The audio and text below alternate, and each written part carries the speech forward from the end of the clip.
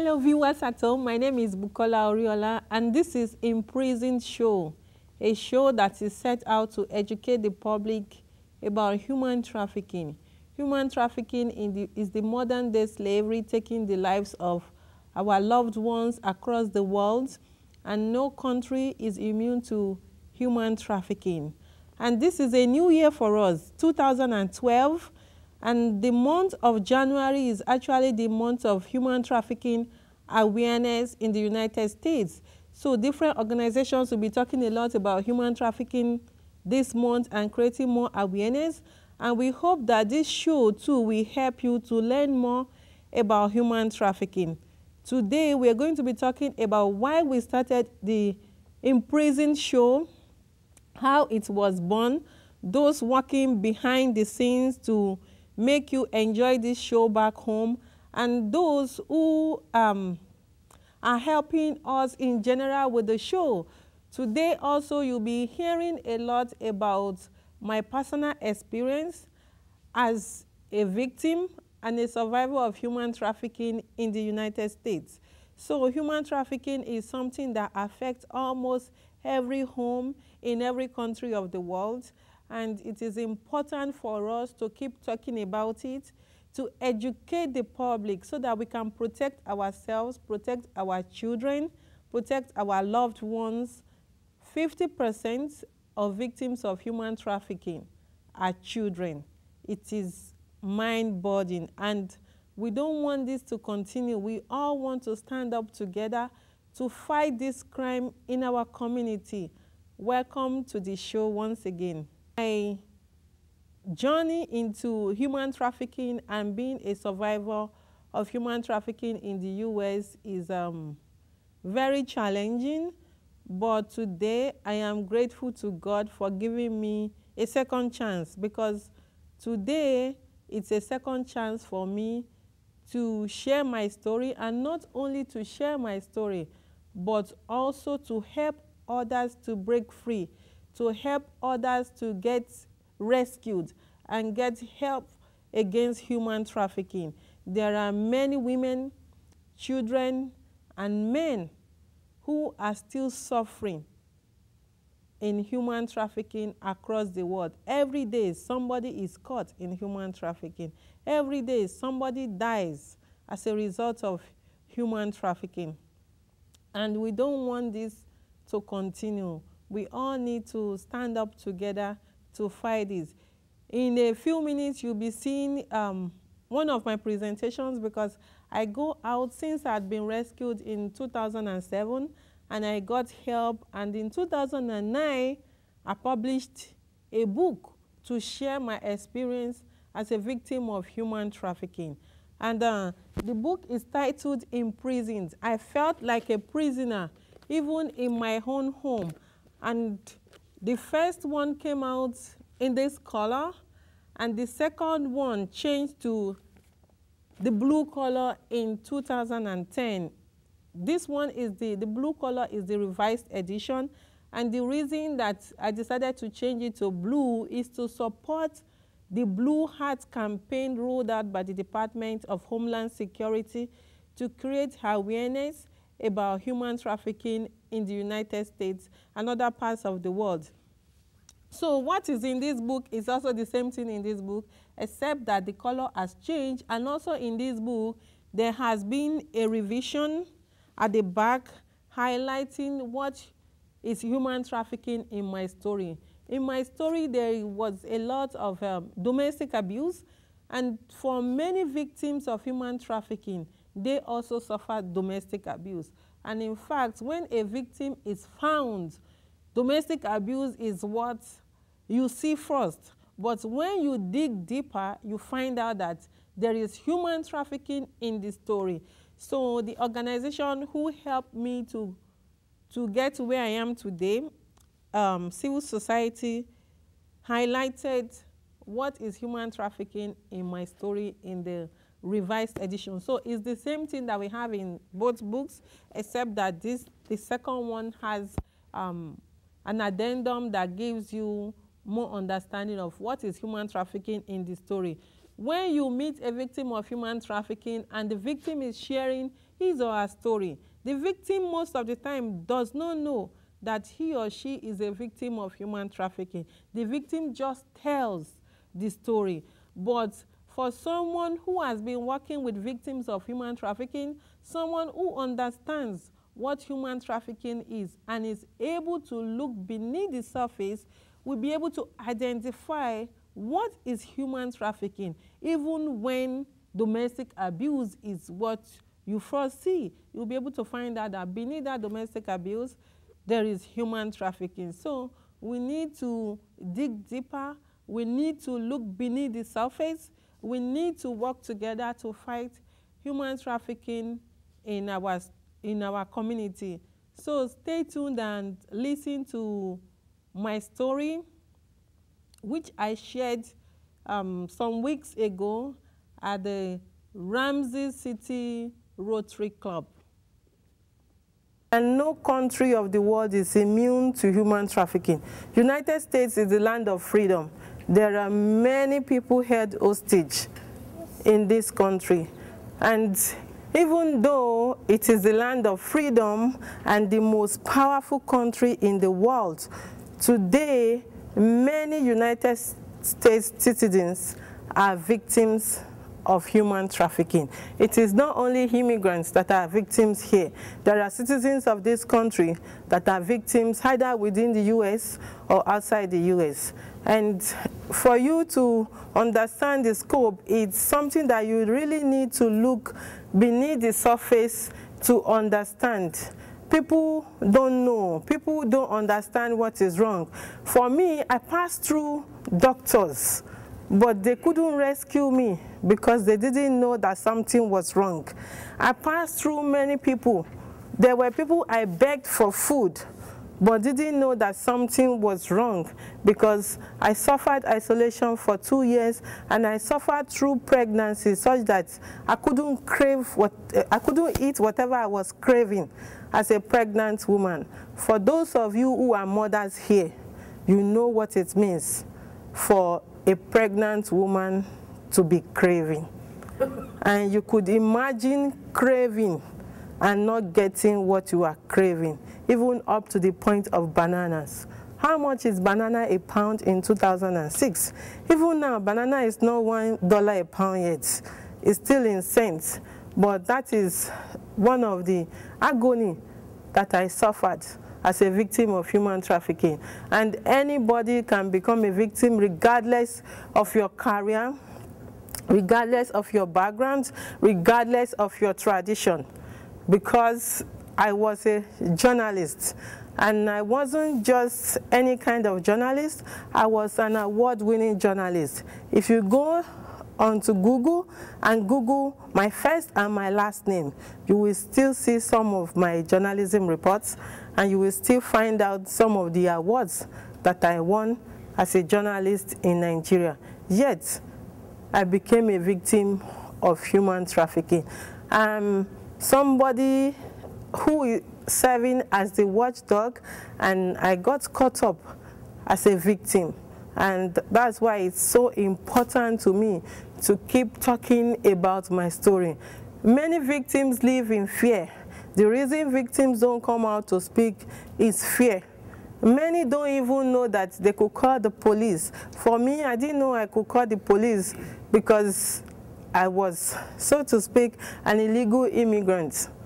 Because I didn't have status, I had run out of status, and it's the same for so many victims. And those who even are citizens are living in fear because they had been controlled by somebody and be put in perpetual fear, such that you can't even call out for help. You think if you call, you will go to jail. And unfortunately, many victims are in jail and held captive as criminals for the crime committed against them.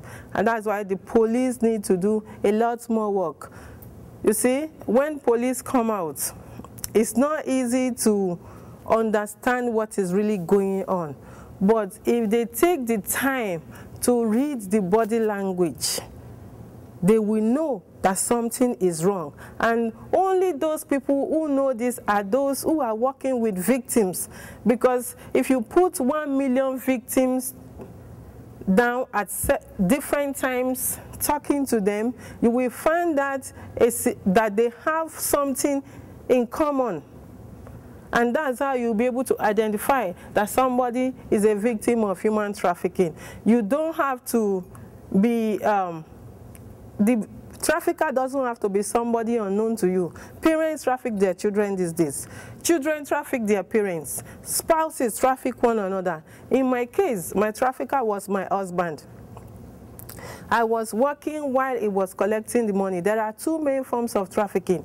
There is the sex trafficking, which is the most popular that everybody knows about because you can see the girls on the streets. But there is the labor trafficking, where somebody is working, another person is collecting the money that is not outside there. You don't see somebody working on the street and somebody is collecting the money, except for sex trafficking. But there are many victims in labor trafficking who are working day and night and nobody knows, but the trafficker is collecting all the money that that person is earning. You could imagine in Minnesota here that is so cold for me to be living without warm clothes or even have warm shoes or winter jackets for winter in Minnesota.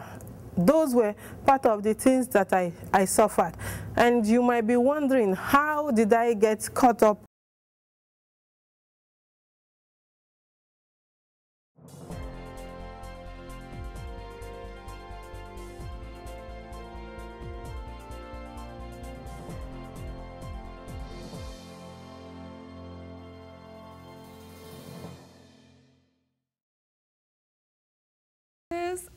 The Homeland Security Daily Human Trafficking and Smuggling Report Update.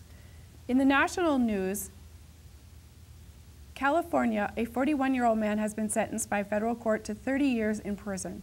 He was convicted of forcing a 17-year-old girl into prostitution. He required her to meet a daily quota and then keep the profits, often $1,200 a day. When she refused to be prostituted, he threatened her and told her she would be found in pieces in a trunk. Florida is ranked 3rd in the nation for human trafficking, and Tallahassee police investigators are learning new ways to handle these kinds of cases. Terry Coonan, a human rights advocate, says many young women, including runaway U.S. citizens and immigrants, are forced into prostitution. They are told, you owe a smuggling debt of $5,000 or $20,000 or $40,000, and until you pay that off in forced prostitution, you owe us. Indiana political leaders are looking to fast-track sex trafficking legislation before football fans flood Indianapolis for the Super Bowl in preparation for the expected rise in prostitution that has accompanied the Super Bowl in other cities. The 2010 Super Bowl brought 10,000 prostitutes to Miami, and 133 arrests were made in Dallas at the 2011 Super Bowl. In the international news, the lives of 17 Jamaican children aged between 5 and 16 may currently be in danger in the United States. They were adopted and shipped here by a woman that police may believe may be part of a major human trafficking ring operating between both countries. U.S. officials are trying to track these children down and believe they could be victims of illicit trade. 13 Taiwanese people have been arrested for allegedly forcing Southeast Asian women into prostitution by violent means. The ring, based in North Taiwan, had collaborated with manpower agencies and human smuggling groups to lure women. They were locked up and forced to work as prostitutes even when they were ill, sometimes servicing 10 or more clients a day and being subjected to violent treatment, police said. More than 1,000 families in Spain have come forward this year with claims that they were victims of baby trafficking committed by a variety of networks from the 40s to the early 90s.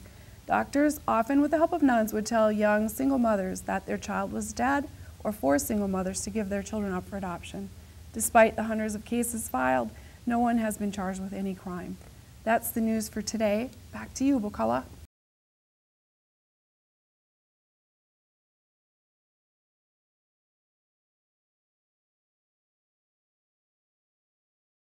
And we had a family friend back home whose husband had traveled to the US.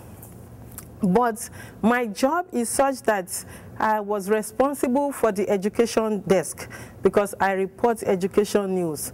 And because I was responsible for the education desk, I had to produce 3 pages every week for my newspaper.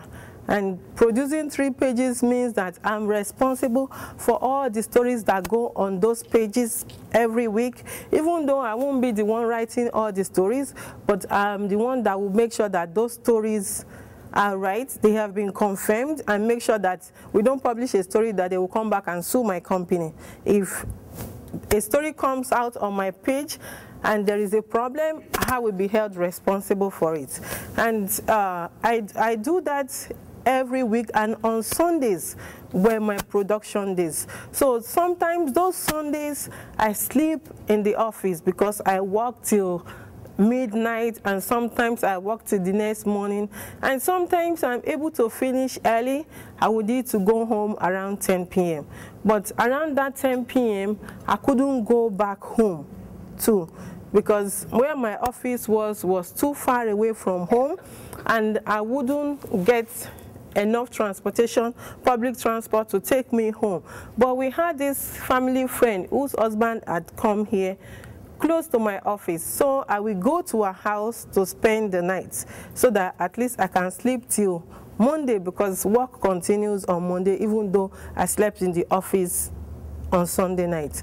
And sometimes when I was there, her husband will call in and they would chat, and she would tell her husband that I was there too. Her husband would chat with me, but there was this particular day when the husband called in, and after chatting with me, I heard her responding to her husband, and then she gave me back the phone.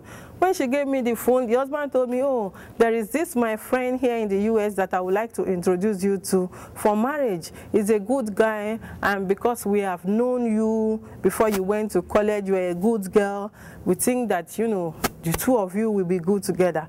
And not too long after that, after we had finished talking and he hung up, the phone rang again. And when the phone rang, the wife, I heard her say, oh, she's here. And she gave me the phone, and the friend was on the phone. We spoke, and, you know, after that, he started calling me almost every day. And after a time, I thought that, oh, I needed to tell my father, because my father was my only surviving parent at that time, about him. And when I told my father about him, my father wanted to talk to him. This person spoke my language. So it wasn't like, oh, somebody that doesn't even speak a language that you don't understand. And after I told my father about his intention, he asked his family members to come and ask for my hand in marriage. And in Nigeria, there are 3 types of marriages. There is the traditional marriage, which is the oldest form of marriage. And there is the Christian marriage and the Muslim marriage. You see, these marriage ceremonies, they take to court to go and document. Sometimes the traditional doesn't go beyond traditional. They just do as long as the families agree, because the traditional marriage is an agreement between families. Once the family agree, then a marriage has occurred, and everybody do it according to how they want to do it. Some will just do it in a hall like this, some will do it in their house, and some will, you know, do elaborate wedding depending on how they want to do it or their capacity.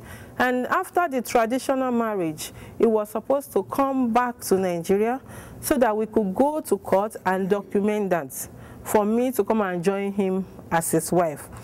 But before then, my job is such that enables me to travel within and outside Nigeria. So in 2005, I came to New York to cover the United Nations. The United Nations was celebrating its 60th anniversary and General Assembly.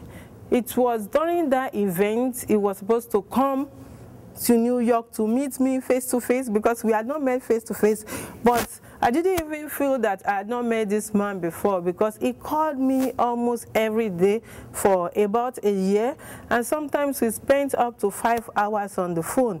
And coming to that event will make me to see this person I've been talking to face-to-face, go back home, and then he will come home.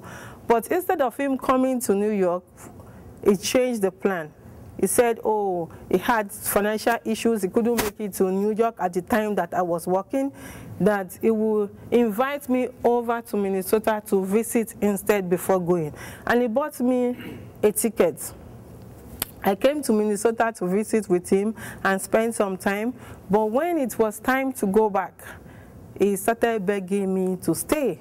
That's the same thing we could have done back home, we can do it here. We just need to go to court and document our marriage.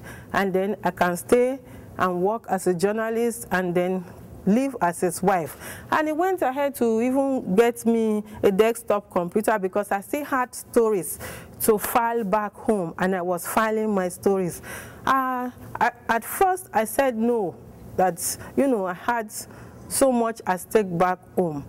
I was at the peak of my career, where I already had the opportunity to go to international fellowships and keep training and retraining to help me in my career.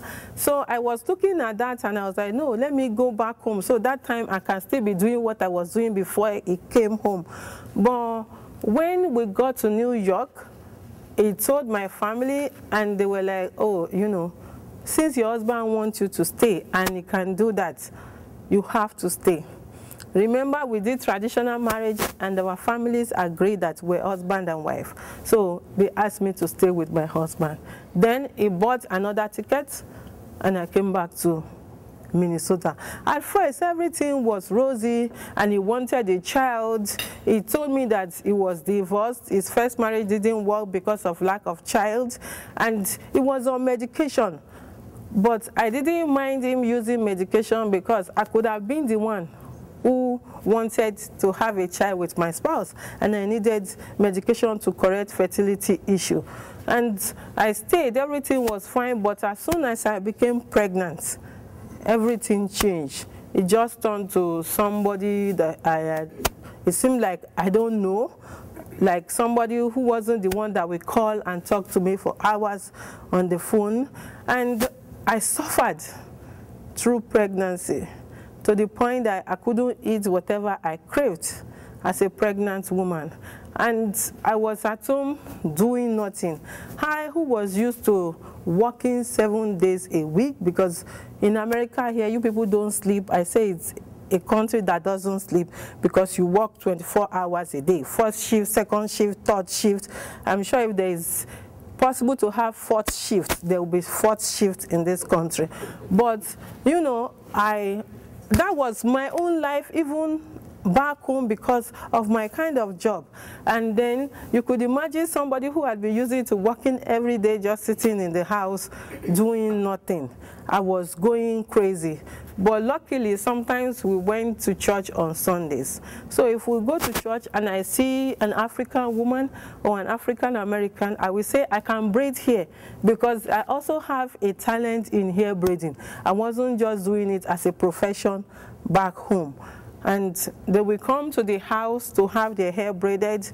When he found out that I was doing a good job, then he decided to exploit me. I was braiding while he was collecting the money. And sometimes when they paid with a check, he would tell me, oh, don't worry, the check will clear within 4 days. After 4 days, if I ask for the money, he would tell me, you are living in a free house in America. You are eating free food in America. You are watching free TV in America. What money? And that was where the conversation would end, and I didn't have warm clothes. In fact, one of his friends, who was the only one that didn't support him, was the one who got me my first winter jacket in Minnesota. And in fact, that is the jacket right there that I'm wearing today. This same man gave me his shirt and told me that, Bukola, this shirt is a unisex shirt. You can have it. I've only worn it like 3 times. If I had clothes, will a man give me his clothes to wear? And it's the same thing for many victims. They are suffering. Those who came to the house when I was braiding hair couldn't help me because they didn't know what was actually going wrong. And even though I begged somebody, he had taken me for week appointments. And at that appointment, they asked me if I wanted a public health nurse to visit me at home. I said yes. And luckily, a woman called and said she was a public health nurse. She will be visiting me every month till the baby arrives. And she kept coming and evaluating me every month. And when the baby came, she continued to come. And after the baby arrived, he was pressurizing me to ask the nurse to stop coming. But I encouraged the nurse to keep coming because whenever this nurse came, she assured me of confidentiality, that she was not going to share my story with anybody or my information with anybody.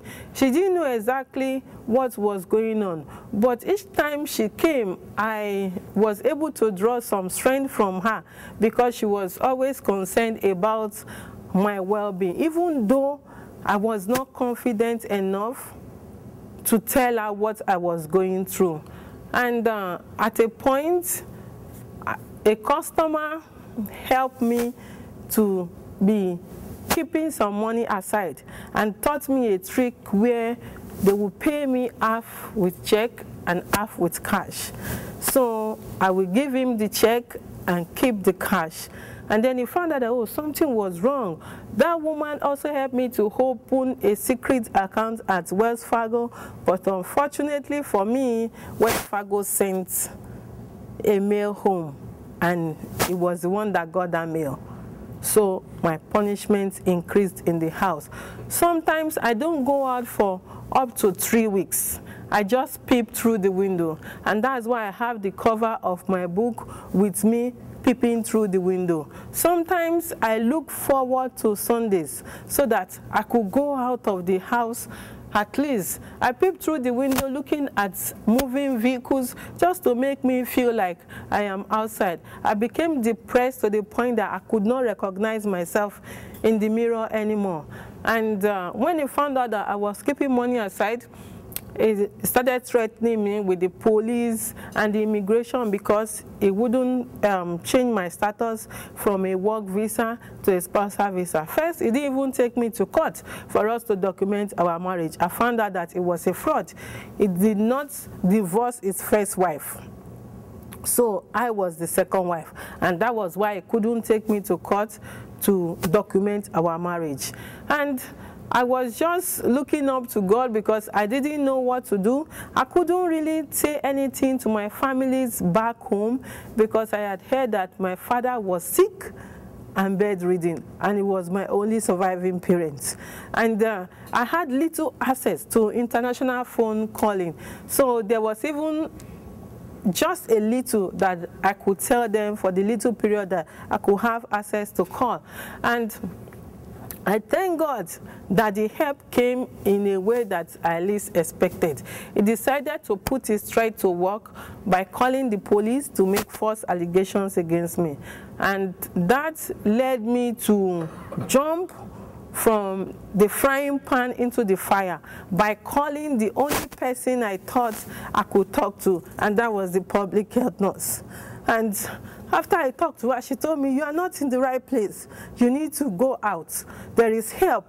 So I said, really? She said, yes, there is help. And she gave me an orange card with a list of resources in Anoka County. And on that card was Alexandra House. And right there, she said, call Alexandra House. I called Alexandra House, and they said they would take me. I went to Alexandra House with my son with nothing. We were barely naked. We only had the clothes that we had on us that day. And Alexandra took us. I still remember right now that afternoon that I walked up to Alexandra House, and they opened their doors. Excuse me. They opened their doors onto us. And I was happy that at least I have a place to rest my head with my child. At that point, I was already a walking corpse, but I was holding on to my son not to die. I had been told by his family members that if I died, they were going to hate my child. And he had suffered enough with me. I was struggling to make sure I protect him, even though I was weak. So I held on. Welcome back. Again, this is Imprisoned Show, and we thank you for staying with us. As you can hear in my story, I suffered hunger. I was working while somebody else was collecting the money. My child that I gave birth to also suffered. But today, we are free. Today, we are doing good. And not only that, apart from going to the shelter, I also went to mental health therapy, because at the time that I was rescued, I was already depressed to the point that I couldn't recognize myself in the mirror anymore. And I was in mental health therapy for 2 years.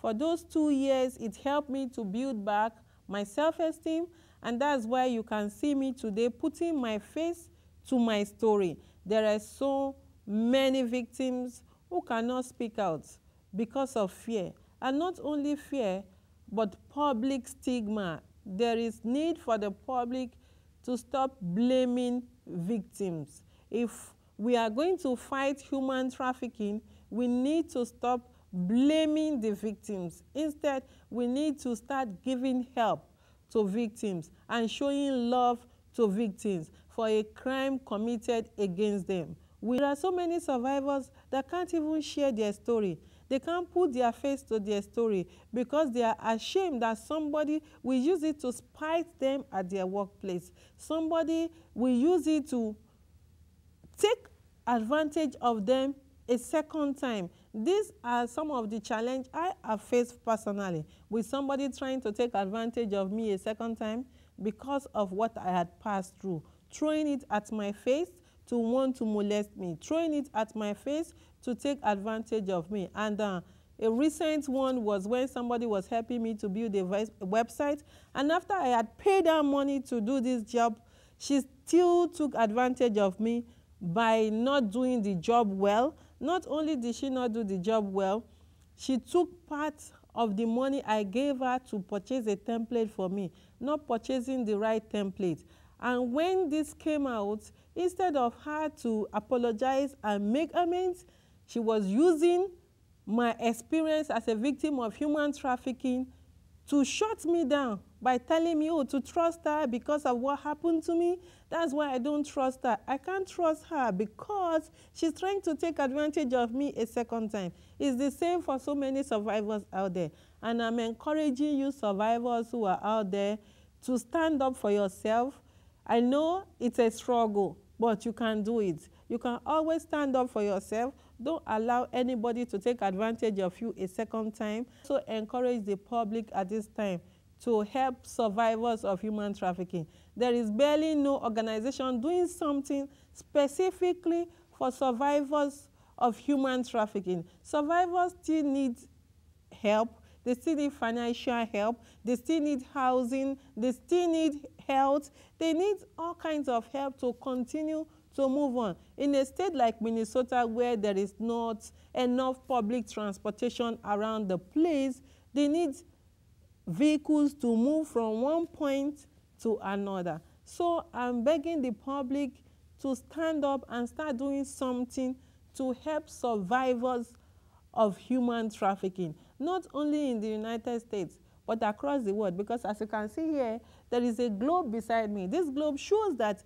every country of the world has a victim of human trafficking or has a survivor of human trafficking. And we all need to work together.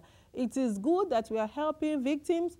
We have more work in our hands to help survivors. I want to use this opportunity to thank everyone who has been working with me since I got rescued, from the taxi driver who helped me to Alexandra House Shelter and all the advocates there, and civil society, and the various support groups I went to, and the Lee Cancer Center where I went for mental health therapy, where they didn't charge me a dime at first until the MA took over to pay some of those bills for me.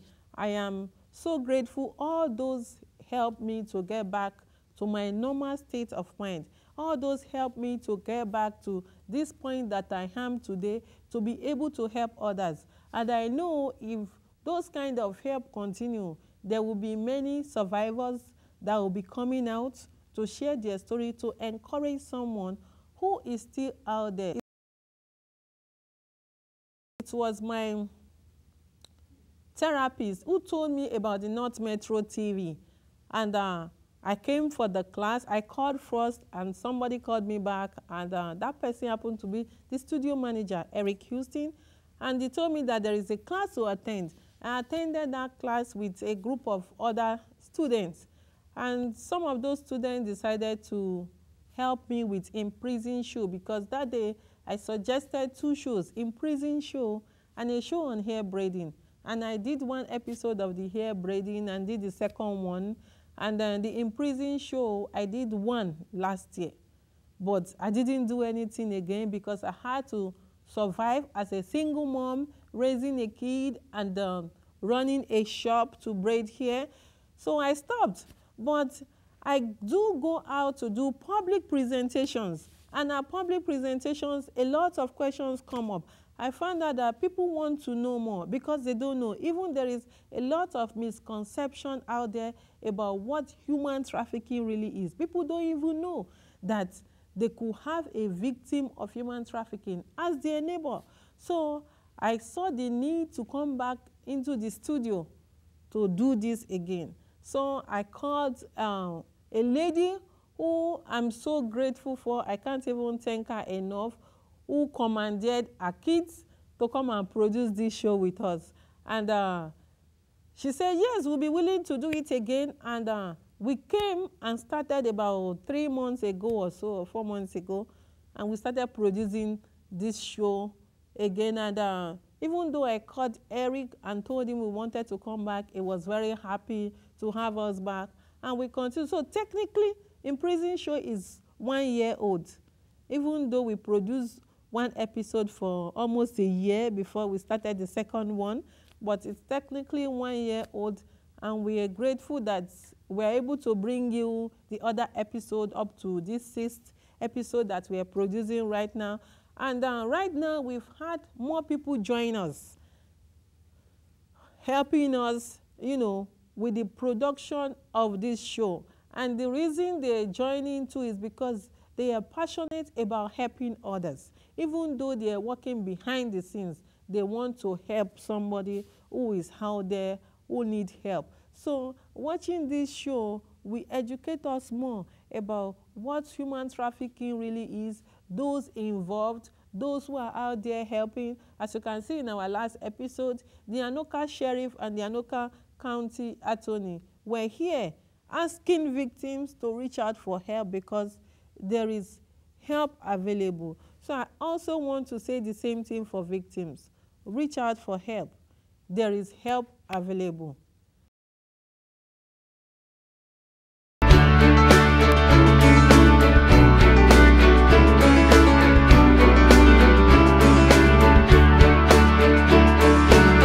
Come back once again. This is Imprisoned show, and this is the Advocate Excellence Award. The advocate for today's award is Becky Hardman. Becky Hardman works at Alexandra House, and I nominated Becky. And please, I'm begging you survivors and victims out there to nominate your advocates. In the absence that an advocate is nominated by you, I will be nominating all my advocates. So please nominate your advocate for this award. This award goes to Becky. Becky works at Alexandra House. I knew her there, and Becky took my case seriously, even though she was not my primary advocate. But she was the one who initiated the referral to the support group for immigrant women and refugees, where I got help and got connected to civil society and got a lawyer to file my petition. And Becky did a lot for us. She was very supportive, always encouraging us. I always leave the shelter early in the morning in the cold with my son at my back, and she was very, very kind to us. She was always encouraging me. And I think those words then empowered me to be the woman that I am today. According to Becky, she started working as an advocate in 2000, in year 2000. She did her internship at Home Free Shelter for Battered Women, and she started her work as an advocate in year 2000. And after that, she secured a part-time job with Alexandra House. Later on, she moved to Alexandra House as a full-time advocate. And ever since then, she has been helping a lot of women and children. And she refers men to the men's program because there is a number to call for men. If you're a man and you are in the same situation, you can call 211 and they will direct you appropriately. So I am so grateful to Becky for helping me to be who I am today and helping my son to grow and be a better child and be a child that will not run away from people, but a loving child who will be willing to play with his peers and play with others. I am so grateful for the good work you are doing. We love you here, and we hope that this award encourages you to do more.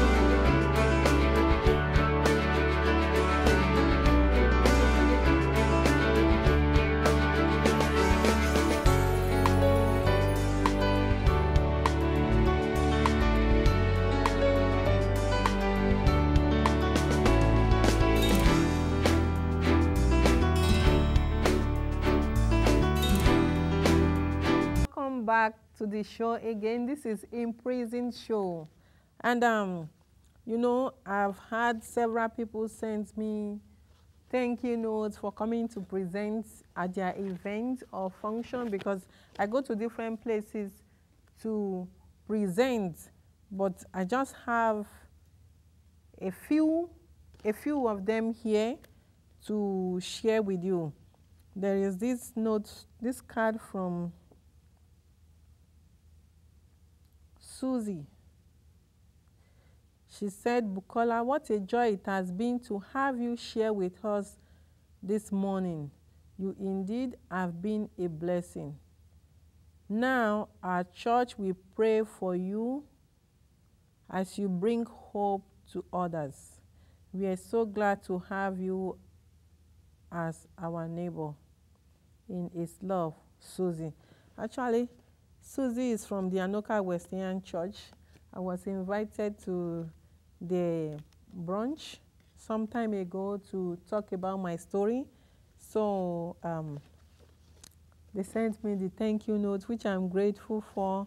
And this is another card from Health Partners. As you can see, it's Health Partners. I go to present at hospitals, clinic, churches, schools, small groups, all kinds of groups, you know, to bring help to the helpless. And this came from the Minnesota Women's Press. In fact, in 2009, I was surprised when the Minnesota community nominated me for the Changemakers Award. So the Minnesota Women's Press gave me an award as a Changemaker of the Year, which I'm really grateful for. I'm hoping that we will continue to make the change. It is not just one person's effort, but the effort of all of us to make change in our community about human trafficking. We need to join hands together to fight this crime. And then this one, many people signed this. It's from family service in Rochester. I've been to Rochester to present some time ago, and these were a group of kids learning about human trafficking.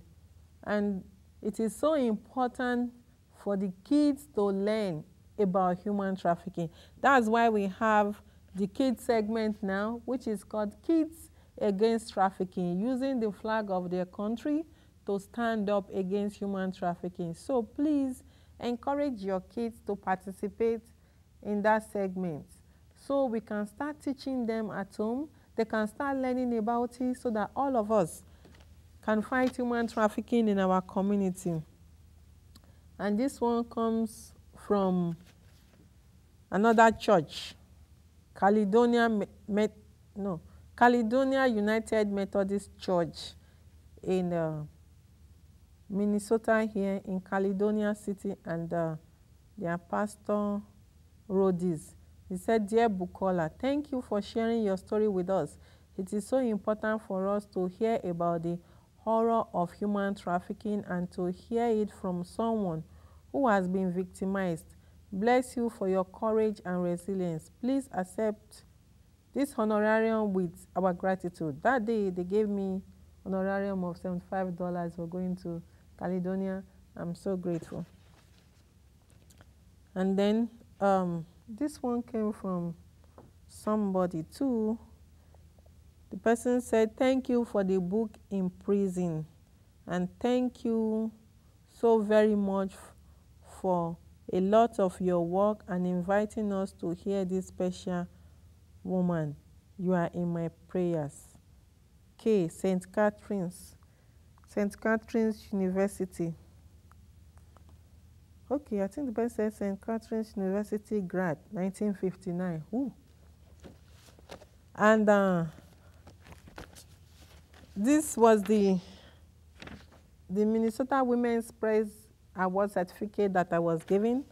And not only that, I have also presented at Alexandra House's events, and they also wrote me a letter. And one day, I was at my apartment when I got a letter from Senator Amy Klobuchar.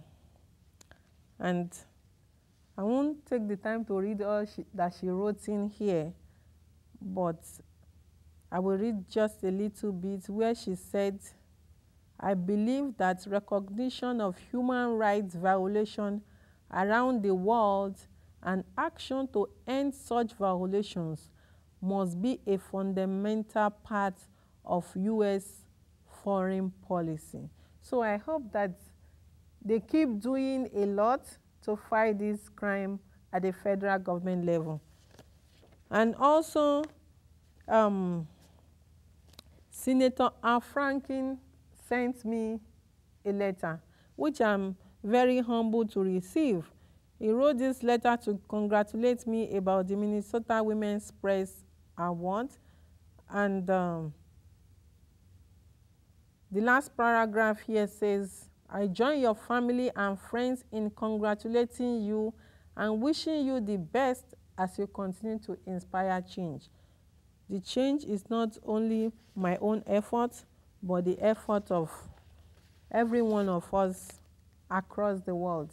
So I'm encouraging you to join hands with me to fight this crime, to make this change, to make our community a better place. And I received one from the President of the United States. And it's such a great honor to get a letter from President Obama. And he wrote his long letter because actually I started a petition on change.org that there is need for us to make a change and fight human trafficking in our community.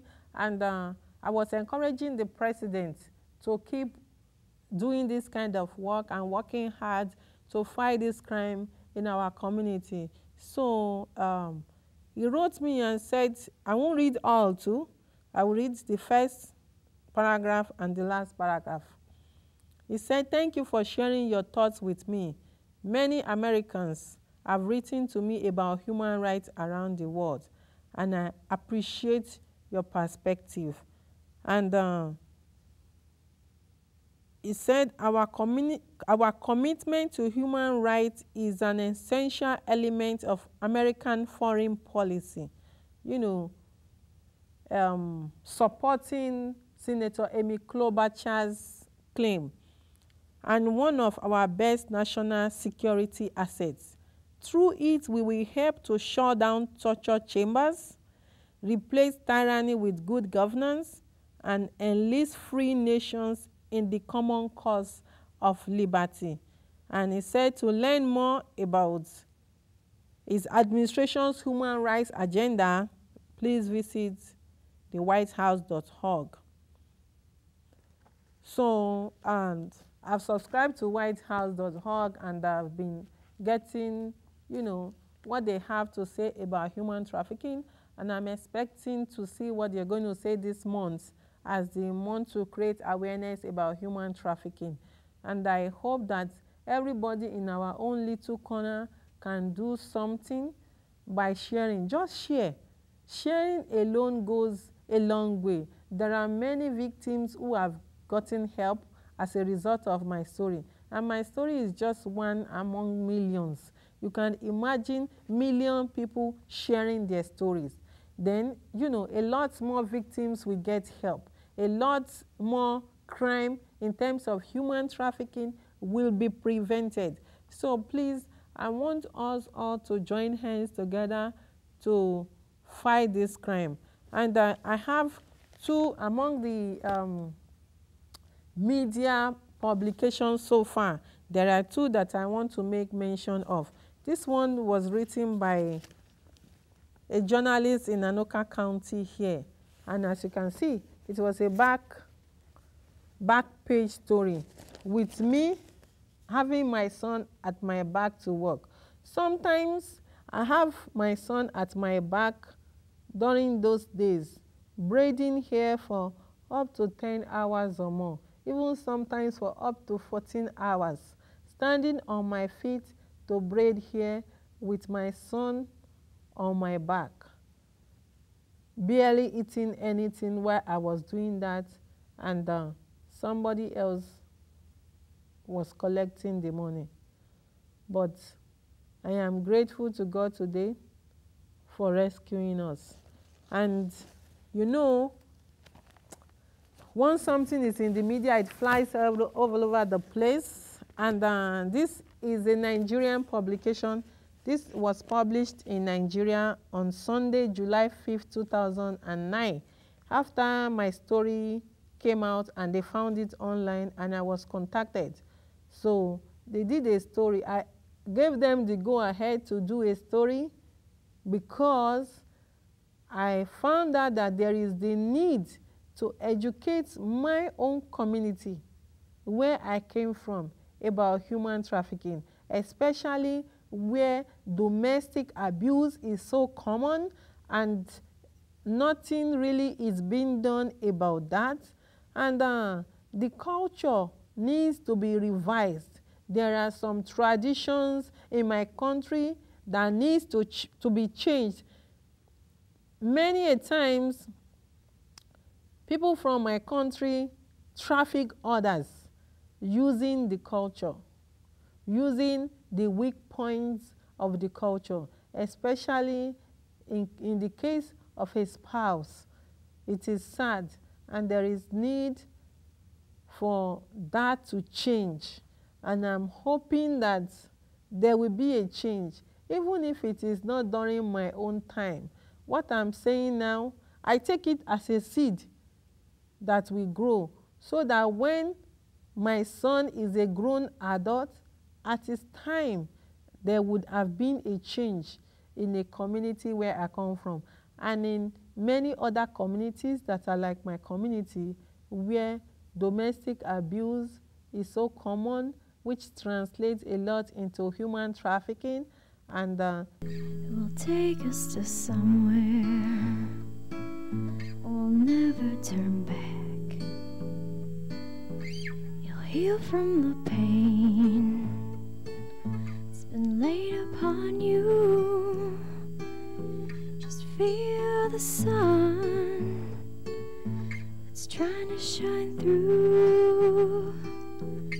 Don't give up now.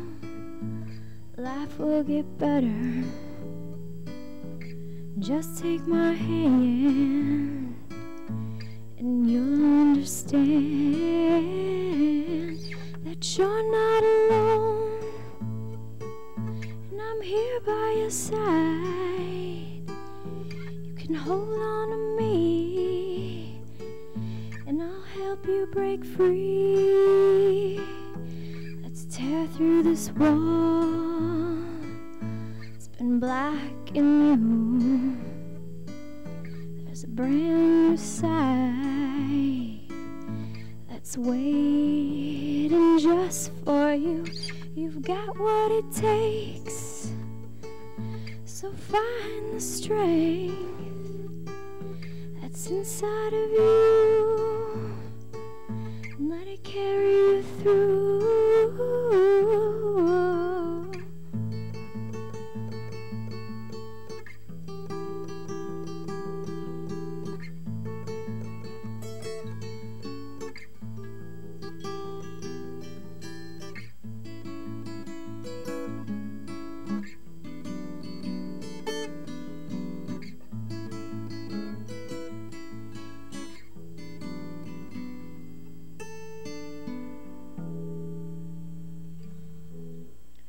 So come with me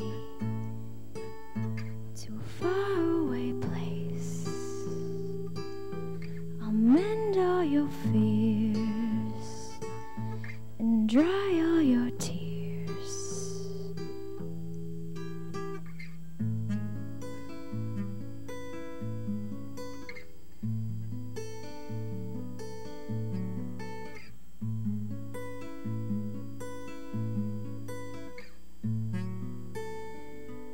It's not your fault. Thank you.